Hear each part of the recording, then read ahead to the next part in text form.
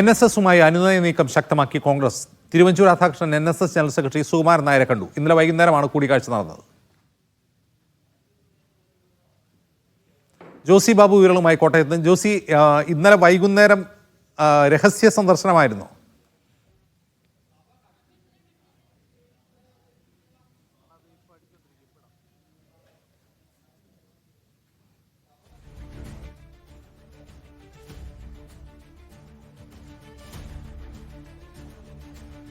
അനുനയ നീക്കം NSSുമായി കോൺഗ്രസ് ശക്തമാക്കുകയാണെന്ന് വ്യക്തമാകുന്ന രീതിയിലുള്ള ഇടപെടലുകളാണ് നേതാക്കളുടെ ഭാഗത്തു നിന്നും ഉണ്ടാകുന്നത്. ഇന്നലെ വൈകിട്ടാണ് കോട്ടയത്തു നിന്നുള്ള മുതിർന്ന നേതാവും കോട്ടയം MLAയുമായ Thiruvanchoor Radhakrishnan NSS general secretary Sukumaran നായരെ കണ്ടത്. ഇന്നലെ വൈകിട്ട് നിയമസഭയ്ക്ക് ശേഷം കോട്ടയത്തേക്ക് മടങ്ങുമ്പോൾ പെരുന്നയിലെ ആസ്ഥാനത്തെത്തി അരമണിക്കൂറോളം നേരമാണ് കൂടിക്കാഴ്ച നടത്തിയത്. കൂടിക്കാഴ്ചയിൽ രാഷ്ട്രീയമടക്കം ചർച്ചയായി എന്നുള്ള സൂചനകളാണ് തിരുവഞ്ചൂരിന്റെ പ്രതികരണത്തിൽ നിന്നും വ്യക്തമാകുന്നത്. തിരുവഞ്ചൂരിന്റെ പ്രതികരണം ഇങ്ങനെയാണ്: ഞാൻ അദ്ദേഹത്തെ കണ്ടു, സംസാരിച്ചു, കൂടുതൽ വിശദാംശങ്ങൾ ഇപ്പോൾ പറയുന്നില്ല. NSSുമായി നല്ല ബന്ധമാണ് കോൺഗ്രസിനുള്ളത്.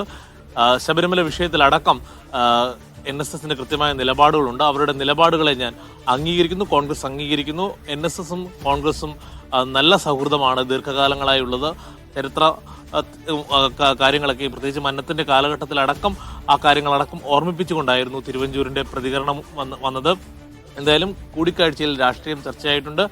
NSSനെ അനുനയിപ്പിക്കുവാൻ കോൺഗ്രസും UDFും ശ്രമം ശക്തമാക്കുകയാണ് എന്ന് ഈ സന്ദർശനങ്ങളിൽ നിന്ന് നമുക്ക് വ്യക്തമാണ്. കഴിഞ്ഞ ദിവസം PJ കുര്യനും അതോടൊപ്പം കൊടിക്കുന്നിൽ സുരേഷും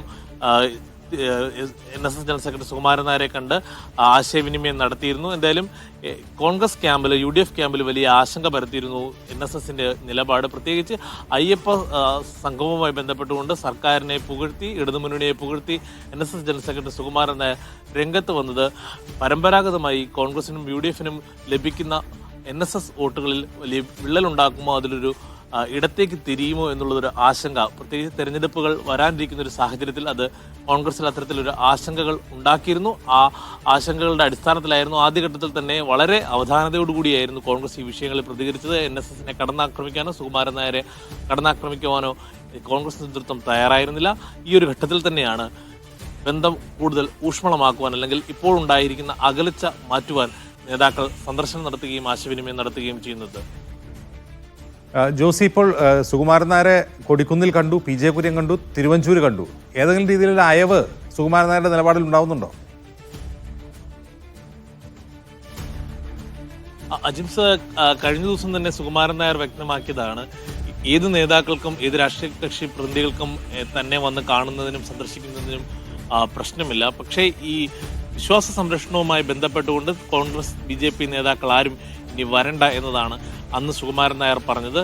പ്രധാനമായും NSSന്റെ ഒരു നിലപാട്, ഈ സർക്കാരും ഇടതുമുന്നണിയും വിശ്വാസ സംരക്ഷണ വിഷയത്തിലടക്കം നിലപാട് മാറ്റിയിട്ടുണ്ട്. അതുകൊണ്ടാണ് സർക്കാരിനെയും ഇടതുമുന്നണിയെയും പിന്തുണയ്ക്കുന്നത്, അല്ലെങ്കിൽ അവരുടെ ഇപ്പോഴുള്ള ഈ ശബരിമല മാസ്റ്റർ പ്ലാൻ അടക്കമുള്ള വിഷയങ്ങളിൽ NSS പിന്തുണ നൽകുന്നതെന്നാണ് NSS നേതൃത്വം വ്യക്തമാക്കിയത്. എന്തായാലും ഇപ്പോഴുണ്ടാക്കിയിരിക്കുന്ന കോൺഗ്രസ് നേതാക്കളുടെ സന്ദർശനം അല്പമെങ്കിലും ഒരു അയവ് വരെ വന്നിട്ടുണ്ട് NSSന്റെ നിലപാടിൽ എന്നാണ് നമുക്ക് വ്യക്തമാകുന്നത്. പക്ഷേ സുകുമാരൻ നായർ നേരിട്ട് ഈ വിഷയത്തിൽ ഒരു പ്രതികരണം നൽകാൻ ഉദ്ദേശിക്കുന്നില്ല. ഈ സന്ദർശനം കൊണ്ട് കോൺഗ്രസ് നേതാക്കൾ ഉദ്ദേശിക്കുന്നത് പുറത്തേക്ക് ഈ ഒരു സന്ദേശം നൽകുക, NSSും കോൺഗ്രസും തമ്മിൽ അകൽച്ചയുണ്ട് എന്ന തരത്തിൽ മാധ്യമ വാർത്തകളും അല്ലെങ്കിൽ രാഷ്ട്രീയ അന്തരീക്ഷത്തിൽ നിൽക്കുന്ന ആ ഒരു ഇമേജ് മാറ്റിയെടുക്കാനാണ് ഈ സന്ദർശനങ്ങൾ കൊണ്ട് കോൺഗ്രസ് നേതാക്കൾ ഉദ്ദേശിക്കുന്നത്. വരും ദിവസങ്ങളിൽ കൂടുതൽ കോൺഗ്രസ് നേതാക്കൾ സുകുമാരൻ നായരെ കാണാനിടയുണ്ട്.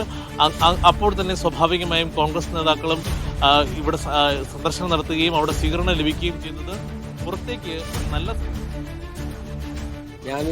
തിരുവഞ്ചൂർ രാധാകൃഷ്ണ വാക്ക്, ഞാൻ അദ്ദേഹത്തെ കണ്ടു, സംസാരിച്ചു.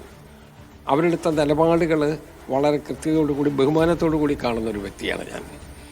കാരണം അവർ ശബരിമല സംബന്ധിച്ച് ഒരു നിലപാടുണ്ട്, അതെല്ലാം ബഹുമാനത്തോടു കൂടി നമ്മൾ കാണണം. മാത്രമല്ല, ഒരു പൊസിഷൻ എടുക്കാനുള്ള എല്ലാ സ്വാതന്ത്ര്യവും നായർ സർവീസ് സൊസൈറ്റിക്കുണ്ട്. അതുകൊണ്ട് നമ്മൾ അതിനകത്ത് കയറി ആഭ്യന്തര കാര്യങ്ങളുടെ അഭിപ്രായം പറയുന്നത് ശരിയല്ല.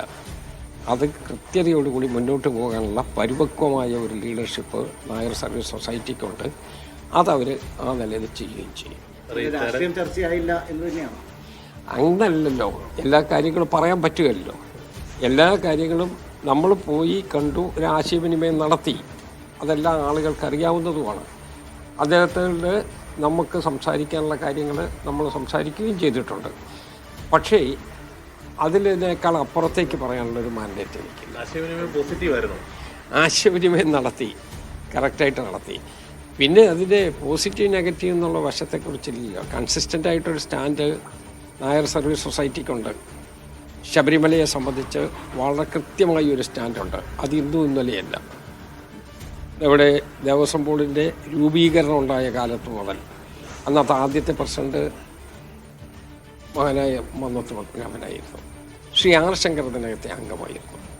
അപ്പോൾ അത് തൊട്ട് അവർക്കൊരു നിലപാടുണ്ട്. ആ നിലപാട് കൃത്യമായി തുടർന്ന് പോകുന്നു. അത്രയേ ഉള്ളൂ.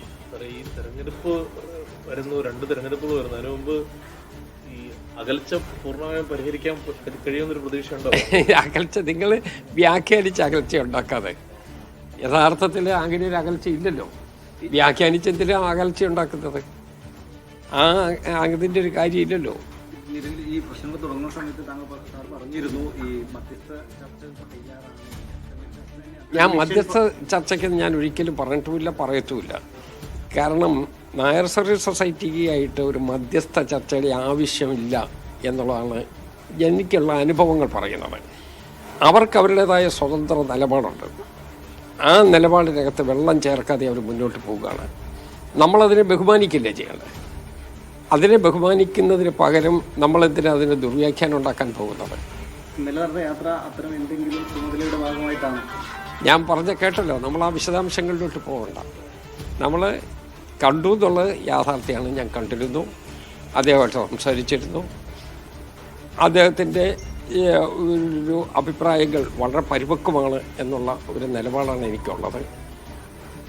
അത്രമാത്രം.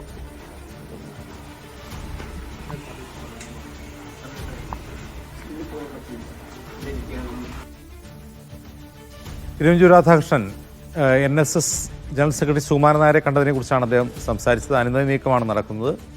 അനന്ത നീക്കം സുകുമാരൻ നായരെ എത്രമാത്രം സ്വാധീനിച്ചിട്ടുണ്ട് എന്നിപ്പോഴും വ്യക്തമല്ല. അദ്ദേഹം മുൻ നിലപാടിൽ തന്നെയാണ് ഉള്ളത്.